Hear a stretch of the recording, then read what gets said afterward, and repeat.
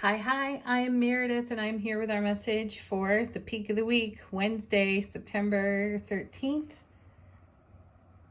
2023. We're using Sawyer's Path Tarot for our message. We have the sun and the moon both in Virgo. And of course we have all of our retrogrades. Saturn, Neptune, Pluto, Jupiter, Mercury, Uranus, Chiron. Just to name a few. Okay, tuning into the energy atmosphere, of course, for guidance, enlightenment, insight. Our first card is Two of Swords.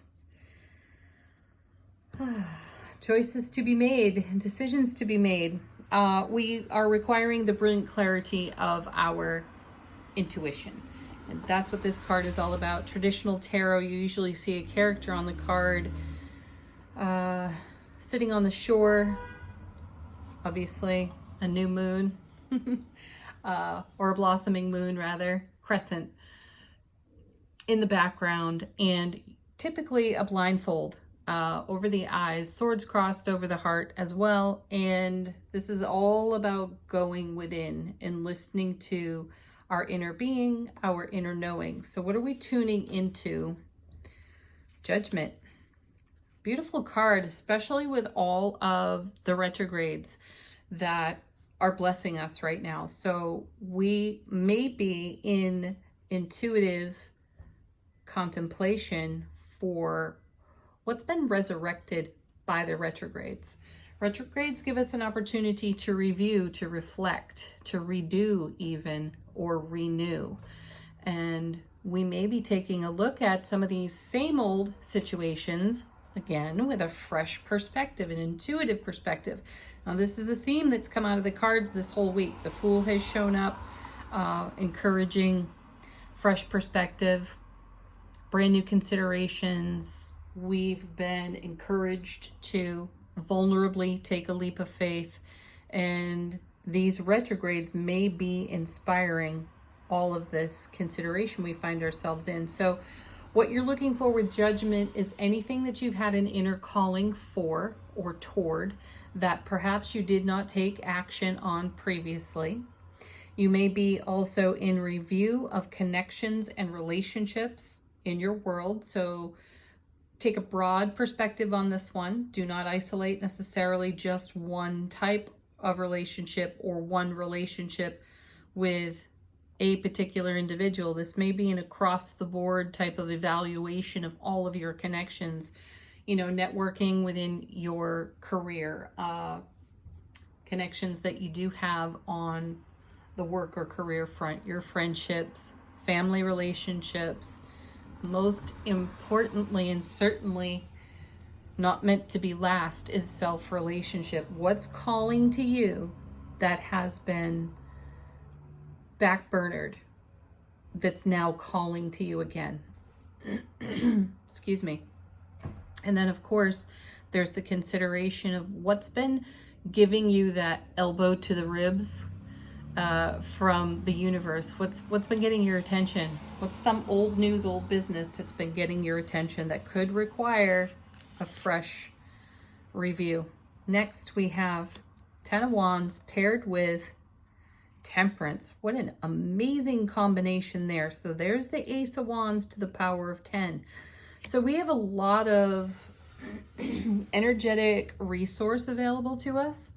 And the Temperance card brings the message of allowing divine alchemy to run its course. So if we show up in the Ten of Wands with motivation, passion, creativity, ambition, skill, and talent to the power of 10, how do we invest that in some of the things that have visited us previously? How can we make the most of them in the now?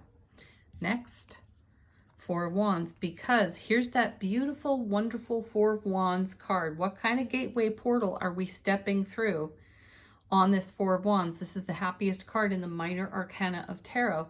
And this is a super stable foundation full of joy that does support all of our ambition, passion, creative fire, all of our skill and our talent. So how do we bring all of that through reconsideration, intuitive consideration with Judgment and the Two of Swords, and then allow Divine Alchemy to run its course, and that may just be the very answer, would be to yield all of this potential on the Ten of Wands and allow Divine Alchemy to run its course so that we create in harmony with what we hold in heart space and stand on this beautiful foundation on the Four of Wands. Love, bliss, joy, and happiness, celebration, laughter, playfulness, great connectedness within self and all other relationships. That's exactly why we may be doing some review here with Judgment, and that could all be inspired by these great retrogrades. And then there's the High Priestess. So we start the reading and end the main body of the reading with intuitive cards here. So there's some sort of intuitive inspiration that's creating transformation, Divine Alchemy, and Temperance to ultimately bring us into fulfillment on this Four. Now, the Ten of Wands is a card that's considered a card of burden or hardship. And almost all the artwork on the card, deck to deck, supports that type of message. It does speak to the journey of garnering our gains. You know, we gain self-mastery by experience. And I don't see experience as a hardship. It's really a question of how you choose to look at it and feel about your journey and the potential hardships. Now, of course, we face obstacles. We face our own fears resonating out of our subconsciousness. And when we are called to bring our attention to those energies, we have the opportunity to upgrade them. And I certainly feel that the cards have been encouraging that for quite a long while. If you've been watching these videos, you know you've heard that message much more than one time. And so here we are, we're at an action point. And each reading this week has been about taking an action on our dreams, taking a leap of faith, having the courage to vulnerably leap forward. And do not underestimate the leap of faith that you take. I took one the other day, and in the grand scheme of things, it was so small, though the profundity of joy and happiness that came from that one small action on my part, I was met with way more than I anticipated. So much better than I had ever known possible. So do not underestimate these experiences that revisit us and give us an opportunity to take a new and a fresh action, because we're equipped for it. Ten of Wands. We have all the skill, the talent, the fire, the passion, and the love within us to take action in the now in a new way. Nothing has to remain the same, nor does it have to create the same old results. And that's the theme that continues to show up. Listen to your intuition, garner your gains, collect all of your bravery, and take the leap of faith that is required to take in the now. One of the things that I ended up saying to myself in reflection of the small leap of faith that I took was, I now don't have to carry the weight of not taking an action. Consider that for a moment. When we don't take an action on something that sits on our heart space, we carry the emotional weight of that with us. And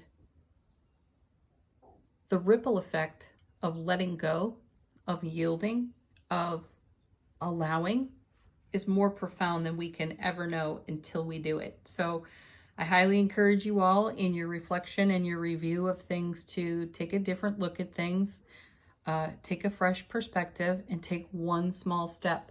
And as the cards have been saying to us, you take one step in the direction of your dreams and fulfillments, and the multiverse will take 10 toward you.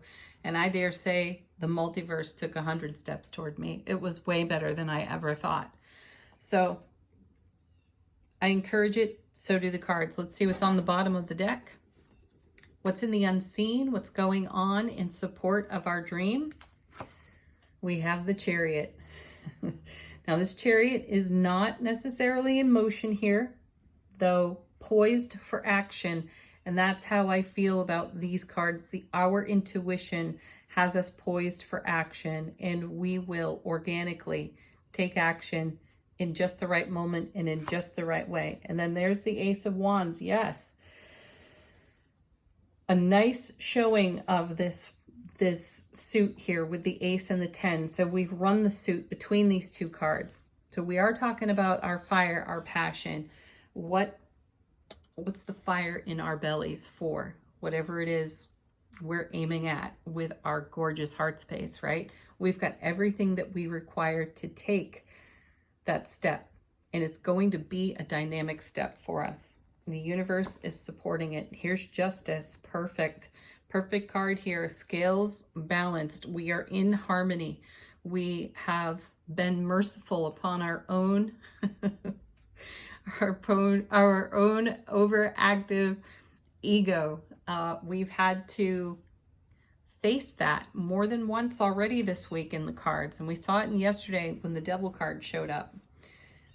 That's the old story that we tell ourselves, all the reasons why we should not do this or that because it failed previously, blah, blah, blah, right? We're tired of that blah, blah, blah part.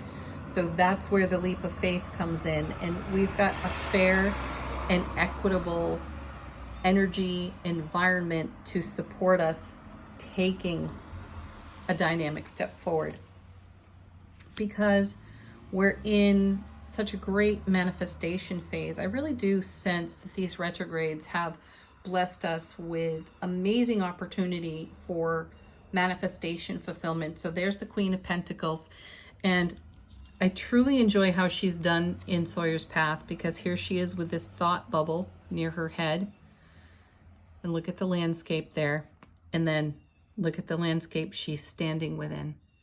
So she's visioned it for herself, and she's there. She's made it happen. She knows how to invest her energy wisely to bring her manifestation to fulfillment. And you do too. Oh, perfect. Next card, Death card. Hello, Scorpio. Woo! Yeah, and here it is again, that gorgeous phenomenon that happens here on this tarot table. So often, when I turn over the High Priestess, I also turn over the Death card, vice versa. It happens a lot here. So this is us moving in the direction of our horizon, just like we see visioned here with this Queen of Pentacles. We're going in that direction where we are making whatever necessary transformation happen. And do know, when these two, High Priestess, Death card, show up together, she's going to allow us, the High Priestess will allow us to see what's in the periphery that potentially stands in our way as an obstacle. So gracefully, in our integrity, we will address any obstacle and allow the Death card to sweep that off the foundation so that we make way for the divine delivery system of what we hold in heart space, what we are visioning for our horizon. Final card off the bottom of the deck. You know it and you love it. There it is, the Ace of Cups. Yes, because we're living this love, bliss, joy, happiness overflow on our Four of Wands foundation, and that's the direction we're traveling in. So we are poised to take action, and we remain poised to take action as we filter and sort the intuitive messages that we are receiving. So in the divine alchemy of how everything is allowed to evolve and show up, we will respond through our higher awareness here, from our soulful presence, with our intuition brilliantly clear. Wow. All right, angel answers. This is the deck you ask your questions of, get confirmations from, and receive further messages from your guides, angels, and your ancestors, perhaps. Our first card. We've seen this one already this week. No need to worry. No, there's actually no space here for worry, though. For those of you inclined to worry a bit, if you find yourself there, shift that energy. Get active, take a walk, do some breath work, go into meditation, whatever it takes for you to alleviate your worry. Know that that's your ego voice coming out of your subconscious. in an effort to protect you from the fear of failure. There is no failure. There is only experience. Next, peaceful resolution. What a lovely message. Yes, we come to peace with our ego voice, with anxiety, frenetic energy, potential worries. We bring this into peace by communicating clearly with our own selves and everyone around us. I love this card. This is a favorite for me out of Angel Answers. Communicate clearly is a great check-in card when you have been speaking with another person. Follow up whatever you've been saying with, do you have any questions? Is there more I can share? Can I expand upon what I said? And do the same with others when you have been listening to what others have been saying. Repeat back for them some of what you've said so that there's a clear knowing that you are acknowledging one another accurately. No assumptions. Do not fill in blanks. Next. Aw, you're ready. Yeah, definitely. We are ready to dynamically charge ahead like that chariot. Final word on the reading from a deck I can't remember the name of. I think it's Angels and Ancestors, maybe. How is our soulful presence informing our waking consciousness?